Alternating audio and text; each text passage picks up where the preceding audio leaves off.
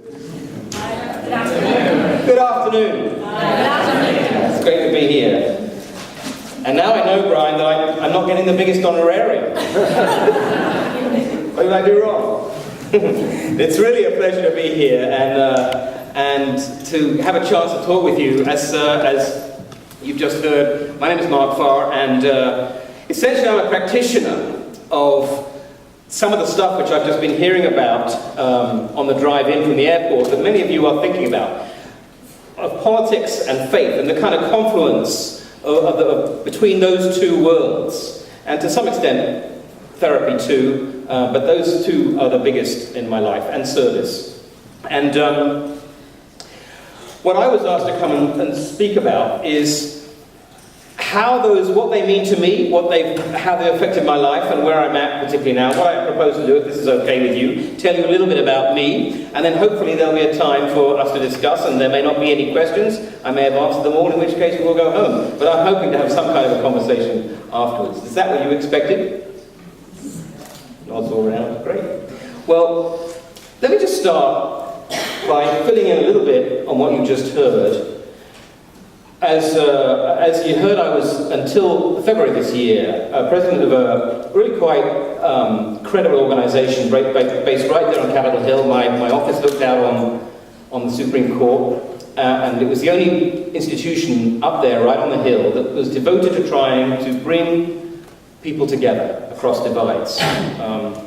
There are many organisations trying to do that, but there are none on the hill itself, and there are none based with a faith perspective.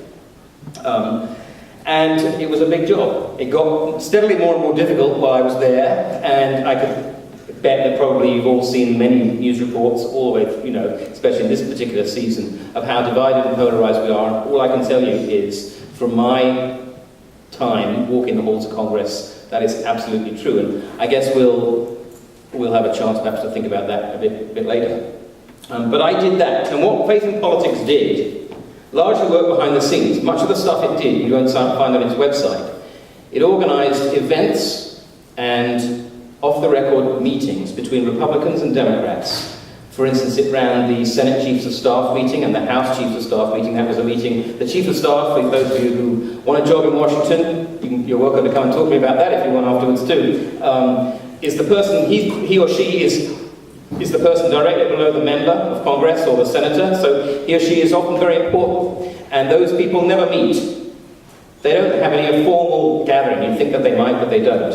And it is remarkable that in those buildings, those big buildings some of you may have been in, they don't talk to each other. They are separated by walls and by corridors that they do not cross. And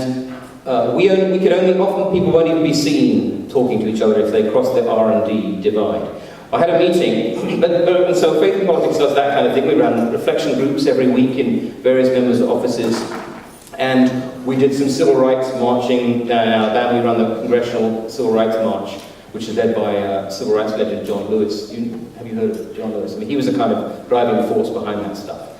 And it was emotional sometimes when people actually, in Chiefs of Staff, hard-bitten political folks, met the other side, and over dinner and a glass of wine often, actually had a conversation. And one person stood up in one of my meetings, just to give you a little anecdote, and said, I want to thank this meeting, the Faith in Politics meeting, because I'm not even allowed, there was no one else allowed to go except the president or anyone I elected to go to run the meeting. He said, it was because of this meeting I met someone from across the aisle at Chief of Staff, and I needed a piece of legislation to go through, and I did not have that person's phone number, and there was no communication. I could have got it, but I wouldn't have done it. And because I knew them, I called them up and said, hey, X, I need your help on this bill. Would you help me? And she said, yes, I will. And there was a piece of legislation that you may have even heard of that got through partly because Faith in Politics. And I think that kind of stuff, that is what we did every day in members' offices and senators' offices. It's really of critical importance, and we're a vanishing species in some ways. So what I wanted to talk about today, I gave it a new title, a title I've not used before, was, you may have seen, E pluribus unum, nice idea, but is it over? It was a kind of little book that I started. I don't know how this talk is going to go, although I do lots of talks, because I've not done it before.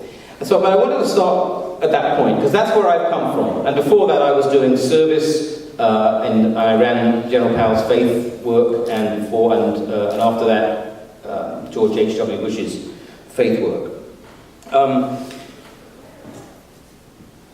But I want to set the scene. So, for a long time, the United States of America was seen as a melting pot. That was the phrase that rang around history books and civics classes, that we were a melting pot. People like me, I'm an immigrant, and many others, of course, not necessarily from England, but from around the world, came in, and we somehow lost our, whatever it was we were supposed to have had in this melting pot. In about the 70s, I think, or 80s, that notion, that idea, that image became a bit passé, to people didn't like it. And the new one arose. I don't know if anyone knows this. There was the soup idea. Has anyone, do people follow this? There was this idea of the potato kind of soup with these sort of squishy bits, but they were still kind of there. You could still see them because you were a potato. You had the sort of outline of who you were. It wasn't all disappeared in this goo, but it was still some kind of collective, unitary idea, the soup idea. Those were two images, and there are millions of others probably, about how we were e pluribus unum, how as a country we were. And America is a country that thinks about itself a whole lot, pulls up the roots and looks a great deal. My old country, England, doesn't do it anywhere near as much in my experience. But there's something has happened. Something has happened in that narrative, and we are changing, I think. And I think it's very clear. I think politicians and the media, and I want to look at some of that, because those ideas no longer work, and our divisions seem to have almost overwhelmed us. When I was coming up on the plane, I pulled out on my way up here a copy of an old book you probably never heard of, with the intriguing title of The 9 Nations of North America. Does anyone know that book? It's a fabulous book. It was called The 9 Nations of North America. It was written about 1981, well before any of this stuff. And in it, this guy Garrow proposes the idea that there's these places, really are 9 countries. There's Ecotopia, which is basically California, coming down, split there. And then there was the Foundry, which is sort of Pennsylvania, and there's kind of industrial heartland states. And there's various other, there was the Empty Quarter, which is Wyoming and around that area. And I'm not even sure where Iowa comes. I don't think I want to speculate, just in case I'm wrong. But anyway, he had that idea that there were really 9 countries here, and it took off for a while.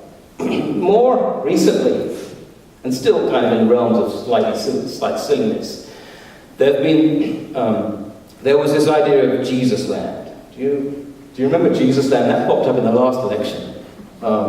Jesus Land, somewhat uncharitably called, was essentially the South, going up with what might be called where the Louisiana Purchase was, sort of up through the middle at a diagonal, going up to north to the Dakotas and through that way. That was Jesus Land. And then there was another piece that effectively North America was divided into 2 countries. There was Jesus Land, and then there was the United States of Canada, which went up from sort of where I live in Washington, up the north, sort of the northeast, across the top, all the way across Canada, including Quebec, then down the Californian coast in a big arc. And these 2 countries were entirely separate. You know, it's not as crazy as you might think. And although those notions are silly, we fought a civil war over this stuff. And it hasn't gone away. Those feelings are real because they're there still. We worry about whether we are in pluribus unum because there's a real issue that I'm not sure whether we've solved. And although those things are silly, or at least crazy, there might be more truth to them than we think. There was a woman called Michelle Heinoff, I don't know if you know her, she's a writer. She wrote in 2008 in Huffington Post that it was time for the 2 separate countries residing in the United States of America to part ways in peace, because they really don't agree with each other, especially religiously. There's one country never mind the geographics for a second, but there's one country that says it's about self-sacrifice, duty, honor, rugged individualism, like in the West, and it's a daddy country. And then there's another country, which is essentially that everyone needs to look after other people. We need to take care of each other. Now, both of those are very noble traditions, and they're very real. And her argument was that those two separate Americas are happy. Why should we continually have this fight? Why do we actually want to do this polarization thing? Why not just let it happen? We are completely separate, was her view. And those separate Americas are happy, and the ideals that conservatives and liberals have, and the type of God they want to worship, are two separate gods. E pluribus unum, sort of, yeah, but only in your own idea. It's all working for each country, even if neither side gets the other one. And divided, we would be mercifully at peace, she said. Well, those are some of the ideas, and I have to say that I see their power in some ways, but I come to the conclusion that that is not what we should be doing. But I do see the real problem. I have, as I said, been a practitioner of this, and it is deep. So the question is, what do we do about it? So I want to ask you a question right now. What is it that is America? And I'd be interested in an answer. Is it just a geographical space? Or is it the Constitution? Anyone want to further have I'll take a question right now, I'll take an answer right now if anyone's bold enough to talk over me. What would you say, can you encapsulate what you think America is in a sentence? Yeah? It's people. It's the people, sure. That's nice. Any other thoughts? Yeah, right. Culture. Culture, like a shared culture. Mm-hmm. That's a common one. Those are two. Yeah, hi. It's land to make your own opportunity. The land to make your own opportunity? Right. That's the sort of the space, the wide open spaces. I mean, there's a number of different answers of what unites a country beyond a passport, like shared values for sure, or a common language. That's one that people use. Obviously, the Constitution, the voluntary acceptance of the governed. More militarily, you could say the monopoly of force over a particular space, like America. Only one army. Well, I would say, and I've had to think about it, and I don't have an answer for you that I can just go, oh yeah, this is the answer. But I think it's something to do with, I certainly believe you have to have these building blocks, like the Constitution, and in our case the Declaration of Independence, or whatever else. But I like life, liberty, and the pursuit of happiness as an idea, as a motto, as a theme. I think that's a very American idea, more than other people's. I think it contains that kind of land, the freedom thing, life and liberty, freedom, peace. So I'm going to go with something like that. And I'm guessing, probably 100% of us in the room, I'm guessing, I'd be wrong, would consider ourselves wanting to keep America as it is and not break up, even though there is a tradition of that. We don't want another civil war. But, so then, what do we do with the politics? And I left Faith and Politics Institute, to pursue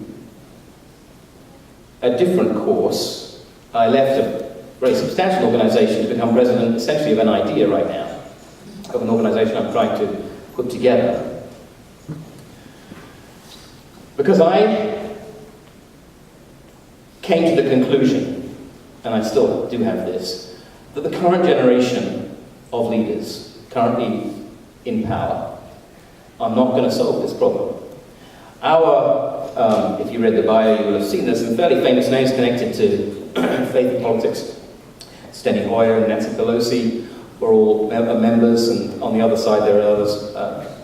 That you also, Kevin McCarthy on the right. Those people are struggling in their own way, but the truth, I think, is, and having been in a lot of members' offices and senators' offices, this generation has picked up a narrative. I don't know where it started, On the right, they'll blame Newt.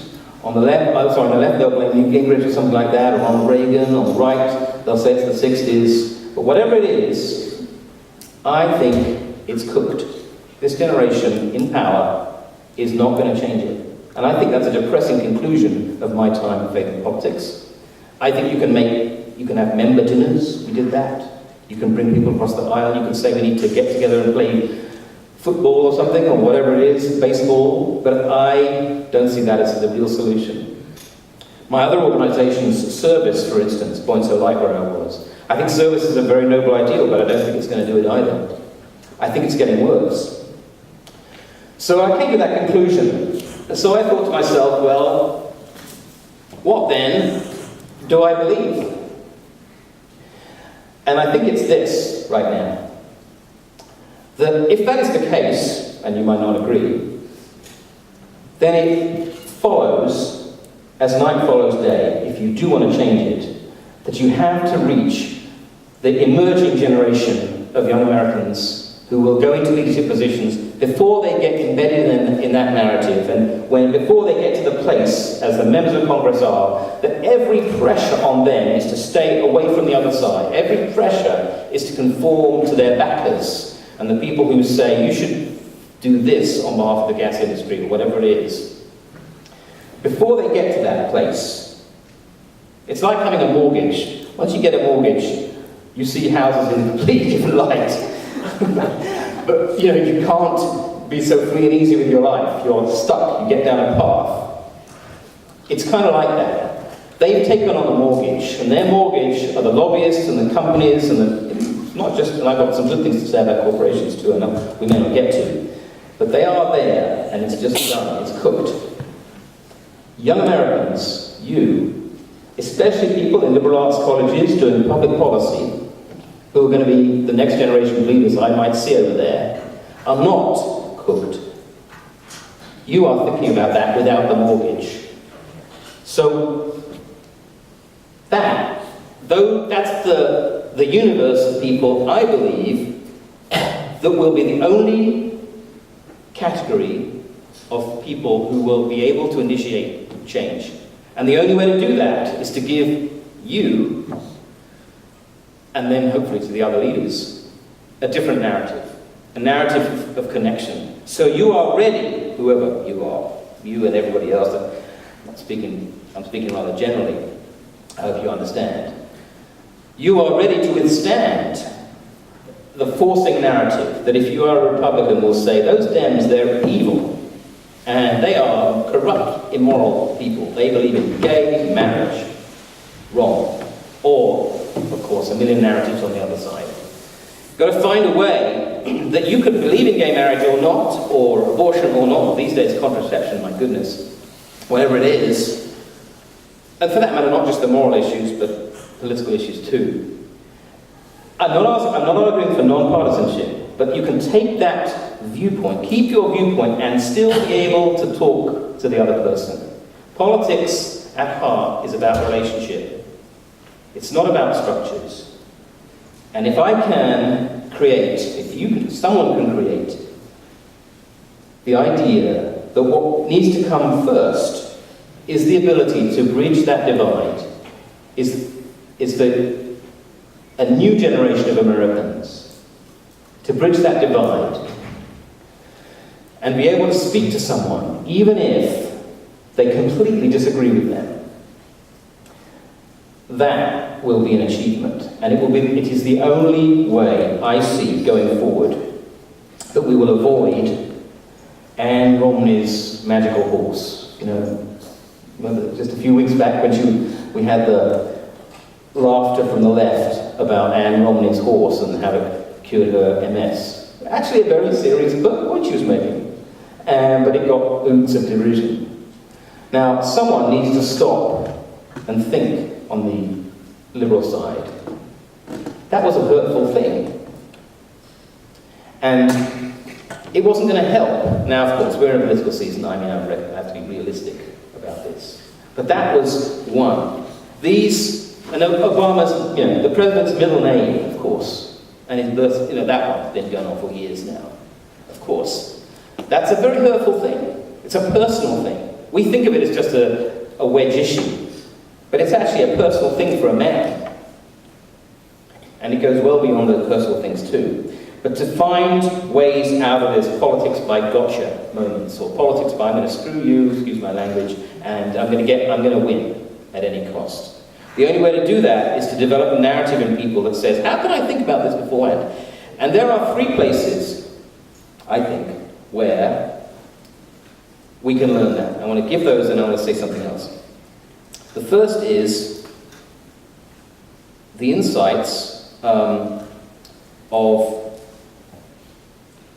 faith. Some of the worst things in the world have happened because of faith. But some of the greatest things have also. It seems to me to be one of the few places where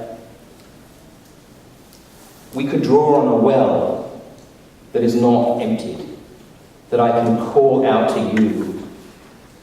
So, and because of my faith, do something better, unexpectedly.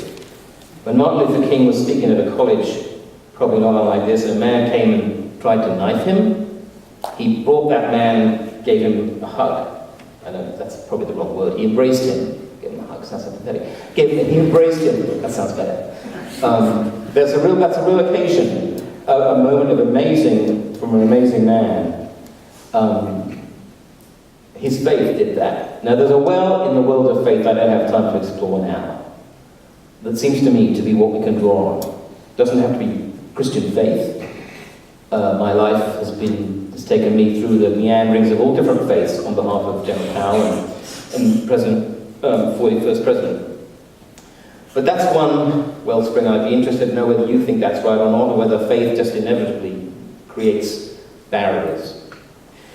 The second is therapy. A world you probably, I'm guessing, know less than some of the others. But there's been huge insights in the last 20 or 30 years from family therapy and other therapies, about how people who cannot get on. Lots of marriages are comprised of two people who really don't see eye to eye at all and didn't realize it when they, sealed the knot that wedding day. And now, through the work of people who've had insights to understand how the human mind works, can do better and can exist in a framework of what could have been paralysis. Therapy is an option. And I would say, as a therapist now, speaking as a therapist, that would offer some insights. It's rather specialized knowledge, but it's something, it's another wellspring that I would say. And the final one, that might be surprising, considering something I said earlier, is the corporate world. Now, I know I'm droning on a bit here. And the corporate world's kind of stinky right now. We see a lot of stories in the newspaper of fracking this and other things going on where the corporate America is not seen as a particularly positive actor. But I'm telling you that those big examples aside, in every day, in every way, in Des Moines, Iowa, where are we? Yes, I'll say Des Moines, Iowa. There are businesses that are doing deals with people they don't know, don't like, and globally, that are fine, upstanding, they have integrity, they are reaching across boundaries to achieve a goal. They're unsung, there's millions and millions of examples every day. And those are examples, that is a huge well of people who know how to do something better, even if they don't care about the other person much, and they see this thing they want to get to. They want to create a widget, and they've got to go to Pakistan to buy it, or to buy something that will help them make the widget, and they don't like the Pakistanis, and the Pakistanis don't like the Americans, but we've got to go over there. So I'm going to make that happen. And so we all get something out of it. That is an opportunity that could be brought into the political world, in the divided, polarized society that we see. And again, you may have differences. I'd be interested to know. So I think there are three. Is there any water? Oh, there is. those three areas, and there may be more, but that I know a bit about. And once you get beyond some of the bad things going on, those three offer something.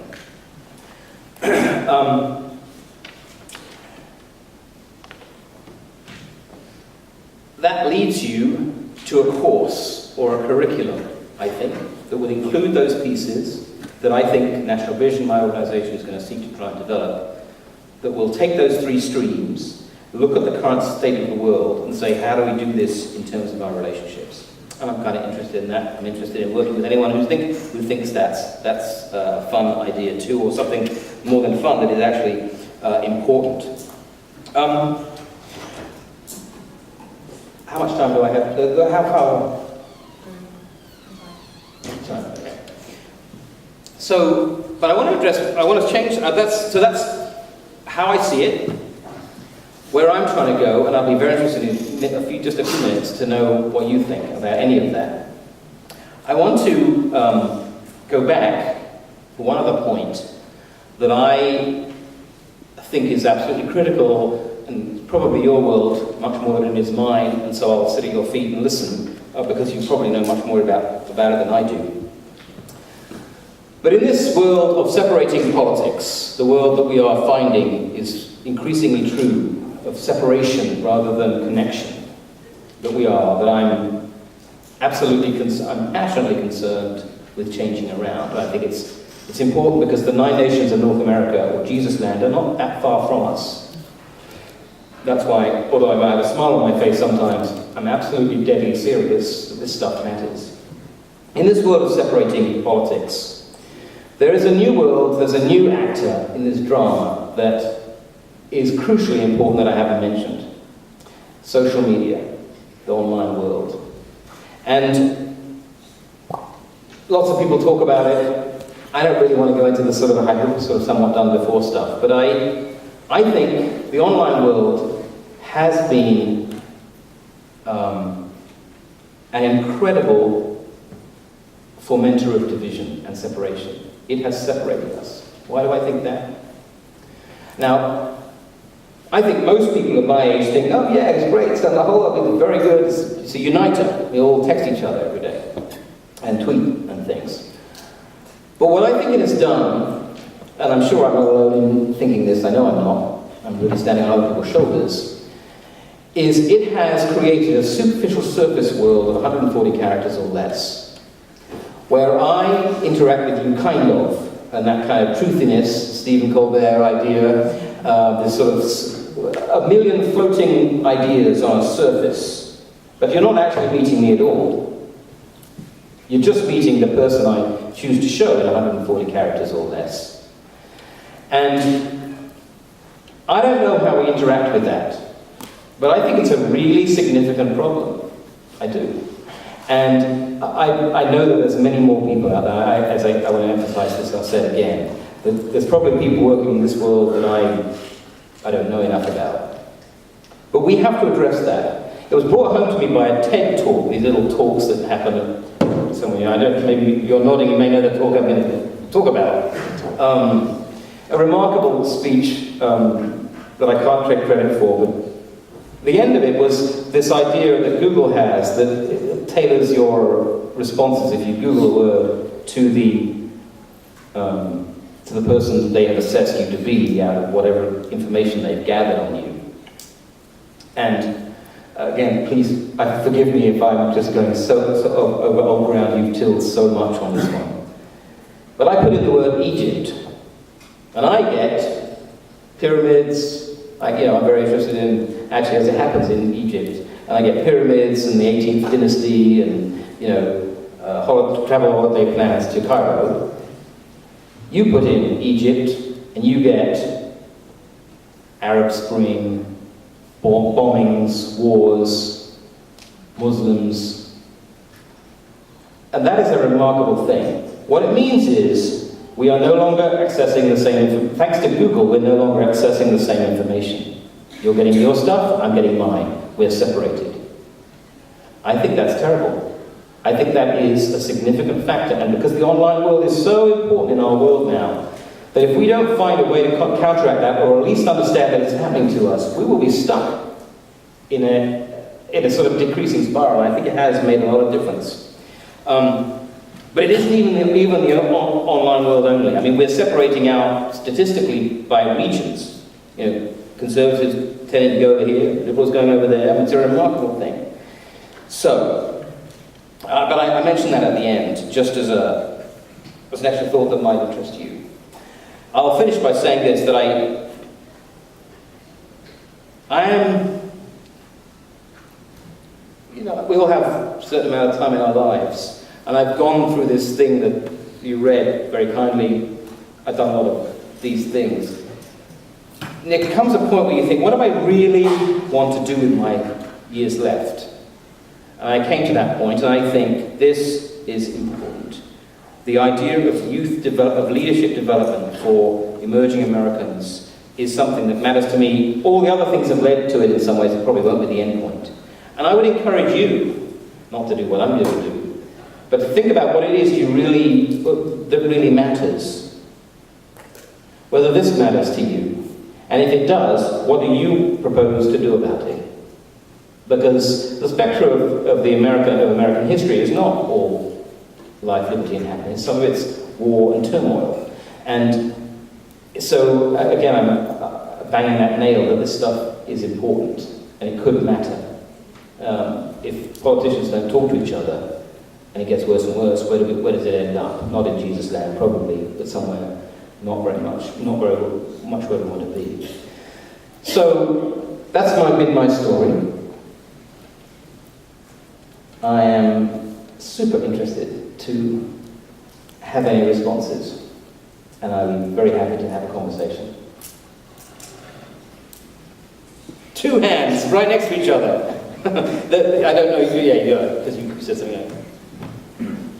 In the beginning of the speech, the introduction said your organization works to heal the wounds that naturally arise from a thriving democracy. Yep. Does that mean, do you think these problems are systemic to our form of government? And if they are, can we learn anything from the past? That's a very perceptive observation. Yeah, the actual phrase is to bridge the divides that arise in a thriving democracy. That's the Faith and Politics mission statement right there. Yes, I mean, I think it's the turbulent, vibrant wonder of American democracy that is so visible all the time is always going to be there. In some ways, if you don't have that, you'll have a death. You'll have a landscape of bleak death, the despair and nothingness, like an autocracy. So in some ways, that vibrancy is the flip side of the polarization that I think has gone too far that way. Yes. What do you think? I could see it being systemic, but I don't know how we fixed it before, other than bloody war. Other than bloody war, right. What were you going to say? Well, I was going to ask you, you say that faith is one of the wellsprings that we can dip into in order to bring people together. But throughout history, religion has been one of the greatest dividers. Religion is something that gives people great faith, great hope, and they have a better life for some people because of it. But when we throw in different religions, we get war, chaos, and death. How do we work together with all the different religions, different amounts of faith, or lack of faith in many cases, in order to bring it together? How can we be faithful when we have all of these religious turmoils? Well, I have something of an answer, but do you have one? I don't think I do. This is why. Would you like sweep religion off the, if we could get rid of it, get rid of it? No, I wouldn't, because for a lot of people it creates a great thing for their life. It helps them thrive and it gives them a goal. And without people with goals like that, we can't go forward. But when we add in all these different things, it feels like something that gives people so much hope and faith actually ends up hurting a lot of us.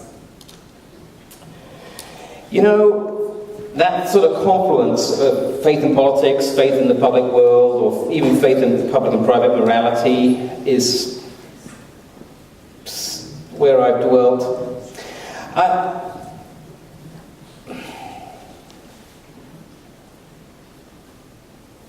I do think, sorry, what's your name?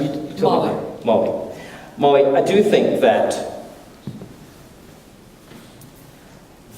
other than the thing I've outlined the last half hour, the second most critical issue America is going to face in the next 25 years is how it deals with its religious minorities. Which I know is a slightly separate question from what you were asking, because at least I think it is. What I hear is, particular moral positions hurt other people. I think that's what I heard you saying, I may be wrong. Or causing problems. And that's slightly different. But I think that what we have in this melting pot soup, e pluribus unum, is a huge influx of different faiths. And that world is right now, religion is right in the front center of us every day now. Not only obviously in foreign wars, but there are more Muslims in America than there are Methodists. This is a Methodist Foundation College, right? Well, there are more Muslims in the United States. Now that frightens a lot of people. Shouldn't, but it does. And there are more Methodists than Jews in America. Who knew, right? Sorry, there are more Muslims than Jews in America. And how we are going to face the challenges that will pose to us is, I think, a huge issue. Now, to try and have a go at answering the other one.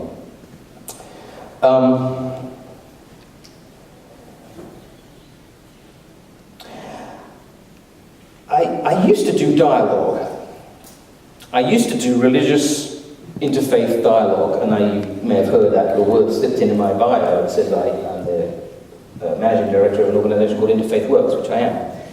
And but I tended to find that what happened in dialogue is it just sort of tended to emphasise your stuff and lay it alongside, but it didn't really work.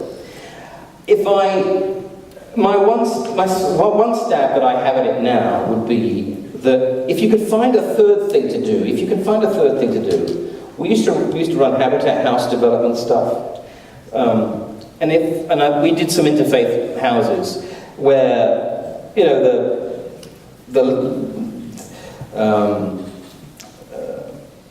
the Muslim and the Church of Latter-day Saints and the Christian, Episcopalian, whatever, someone was holding the hammer, someone else was holding the nail, and in that act of doing activity together was a much closer connection was born than with this kind of talky stuff. So I think that, although I think it's a critical issue, and I believe in the development of compromise and tolerance and respect for other people's views, the activity together is one answer that I have. If there could be a sustained approach to do that in the United States, which I don't think there is, that would be one answer. Do you find that satisfying or not? I think that it's a great answer, and there's always going to be more questions about religion and politics no matter where you go. I feel like working together, that's a good answer for me. Thank you. You bet. Hi. Hi. I have a question about, you spoke a lot at the end about social media and Google and kind of how Google feeds you what you want to hear. Yeah. How do you think advertising and marketing online is going to affect the change of people seeing only what they want to see? Is that going to affect America when we get to that point where we need the young generation to come in and be nonpartisan and kind of listen to people even if they disagree? Will that type of thing, the Google and the advertising to separate people for what they want to see, will that change if that could happen? Will it change, what's the last bit? Will it change what? Will it change, like I know you said that we really need to, if we want to come together as a country, we need to get this next generation in and have them kind of listening to everybody, even if they disagree. But right now they're getting fed ads only for what they believe in. Will that affect them being able to... Well, I think that, if you like, the message of Fox News is that it hardens your attitudes. Being fed what you already think will reinforce the view you may have held. So what will happen, I think, the evidence seems to me, and to that extent, I'm really against this equivalence thing, MSNBC, Fox.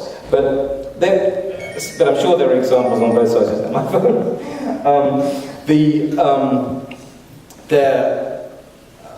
What will happen is, unless we counteract it, is we will continue this separation, which I think we're observing. increasing at an increasing speed, where you and your attitudes are reinforced, and with mine. And it can be as meaningless as diapers or baked beans, or it can be as meaningful as politics. If I only switch on MSNBC, it was interesting. I don't know if you've got a sense of where I'm at politically yet. And it reinforces, let's say, the attitude. I'm not declaring this, but let's say I want to watch MSNBC. It's remarkable when you go over to Fox and you watch something else, or the other way around, how different the questions are framed. Now, what I take away from that, sorry, what's your name? Ryan. Ryan. What I take away from that is, I am unconsciously, I actually don't believe in the unconscious as a therapist, but anyway, I unconsciously am being changed. I'm not even aware of it. Something is happening. They look like straight questions to me when I'm watching Fox. But when I go over to Rachel Maddow, I think, gosh, that's different. So I'm unconsciously being changed. Now, the first step, at least, Ryan, is to become aware that you are being manipulated. Now, one of the amazing things about this, and you said Google, and I did too. Google is a liberal, it's an open company. It's a remarkably open, it has bad, there's things that people, has detractors. But as a company, it's a remarkably open company. And yet it is the company that's leading this charge in many ways. So that's another sort of other freaky thing. But I think that what we have to do is disabuse ourselves of the slide into it just happening. We have to become aware that we are being changed. And that's the first step to taking power back. What do you think, Ryan? Do you think it'll change? Has it changed you? I think I'm being fed what I want to hear. So when I hear somebody talking about the other side, I have no clue what they're talking about half the time, because I'm only being fed my political views, because that's what Google knows, that's what I'm searching for. It's not showing anything about the other party. So then when they're talking about the other party, I really don't have an opinion necessarily, but sometimes I disagree just because I've read everything else in defense of my political views. Right. And one of the other thing that it raises in me is, I've always been, to some extent, a marginal person. I'm very, very interested in the margins. I'm interested in the margins of democracy, I'm interested in the margins of the gay issue, the transgender issue, I'm interested in some of the moral divides around abortion.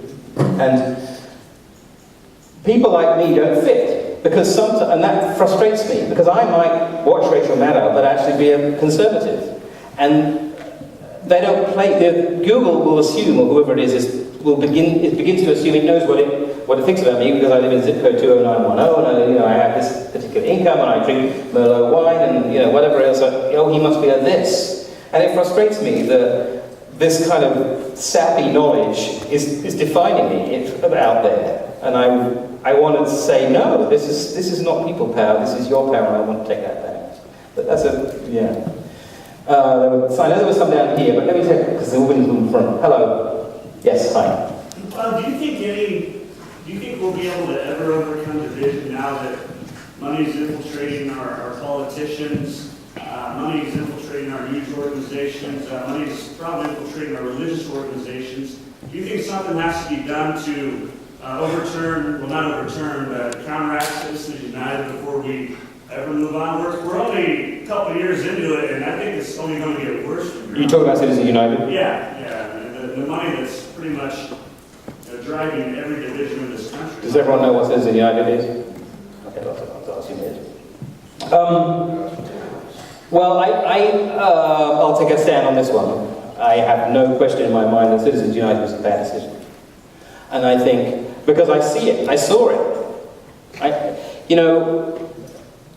People's opinions in Congress changed when they attracted new buyers. And when some industry got a hold of a politician, their opinion, which had previously been this, became that. Now, that again was just an experience I had. And something else? Some of the reflection groups we did. You got to turn my phone on. Unless that's you messaging me. Oh, it says Atlanta me. Oh gosh, I better turn that. Some of the meetings that I had, we had reflection groups every week that I mentioned, and we had members of Congress, and again this was entirely off the record what was said there stayed there, and so I can't actually say it to you, but there were members of Congress who were emotionally in turmoil because of what they felt they had come to do in politics, and they had been changed by what they had to do when they got there. And tears were shed by members of Congress, so not that, it's probably maybe not well known except for the member of the district where they were. But tears were shed for that. I'm telling you that happened in front of me. Now I can only read into that that decision, or that floodgate which we're now seeing in the election, has produced, it's not just, it's buying influence, it really is, it's at a visceral level buying influence, and it really is happening. It can't be just washed away as saying, oh well, they're just being public-spirited servants, like the sort of George Will approach. Money is a good thing, it's voice. Money is voice. Or corporations are people, that stuff. I mean, to my mind, I could see on my walk around Russell Senate Office Building changes. I don't know what to do with that, sir. But I know I saw it. Yeah, hi. Actually, I knew you were asking. You had a question. Religion and politics are both very hot-button topics with people, very sensitive subjects. And yet we see religion kind of creeping into politics a lot more. We're concerned about what faith the candidates are. And I guess I'm wondering, is that significant in politics to know what someone's background like that is? Or does it just muddy issues that are already complicated? You know I'm going to turn the question back on you. Of course you are. So what do you think? I don't think it's important to necessarily know which specific faith they are. I think the person should be more focused on fulfilling the needs of the constituents and doing what's right, not spending time on other issues. Right. I mean, when Kennedy, this is the famous example, obviously before most of the time by most of the people in this room, when Kennedy was running, and I mean, it's a remarkable turnaround, and he was saying, my Catholicism will not, I won't be told what to do from Rome. He had to step, the issue was intense in the opposite direction. He would say, I will not be driven by my religious convictions. Well, now, we've come completely 180. The public position by now for most politicians that they feel they have to say is, I will be driven by my religious views. It's the right thing to be doing. Now that is a turnaround in 50 years or whatever it is in American politics. Yes, and I mean, I think George W. Bush, from whom I got a lot of money coming down to our organization as I ran the faith thing, so, mea culpa in some ways. But I mean, George W. Bush opened a floodgate, not the Citizens United floodgate, but opened the floodgate to the religious dimension. Said, this is all what we should be doing. Faith is critical to the landscape. And he was right in some ways, because what he was doing was blowing dust on what was an invisible cobweb. All the religious organizations did millions of things around the country. But he also had an unintended effect, I think, that he highlighted this feeling that everyone had to say, well, I'm religious, and it's, because it feels good, it feels un-American to be an atheist somehow. So, as the faith person, at least at points of light, I was always very attuned to people who said that I'm coming, my religious tradition is atheism or something like it, but this is important to me too, and these people have absolutely the same legitimacy in their opinions.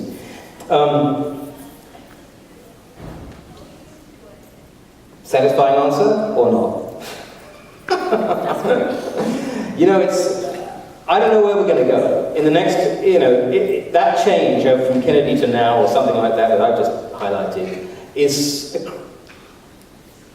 so stark that faith is so deeply now, so public, so deeply public, that you can't say, and you have to be Christian, essentially. I mean, one of our supporters was, I'm blank on his name, one of only 2 Muslims in Congress. Pardon? Keith Ellison. Thank you, Keith Ellison. Big supporter of faith in politics. You know, he was the only visible representative of Islam and constantly under attack because he was the wrong faith. So it isn't even religion, really, it's Christianity that you have to say you are. Now that's got to be wrong, hasn't it? That's not right. I don't know. You know, I mean, I'm the religious, and I was one of the few, I was wearing a chaplain's thing then, you know, I was one of the few religious people walking the halls, obviously religious people. So, but I think there's a problem to be solved. One last question. Sure, one last question. Brian, did you have your hand up? Well, I'll come to you because I think you. Ryan actually asked the question. My question was I think your argument is that we have to find a way to come together politically, socially, morally, but everything about the business and economic world will tell you we live in a niche world. Yeah. And Jesus Land is more than a place, it's a market. It's a demographic. And I just wonder how we can ever get beyond that. I don't hear a question there, but I wholly agree with your comment. Right.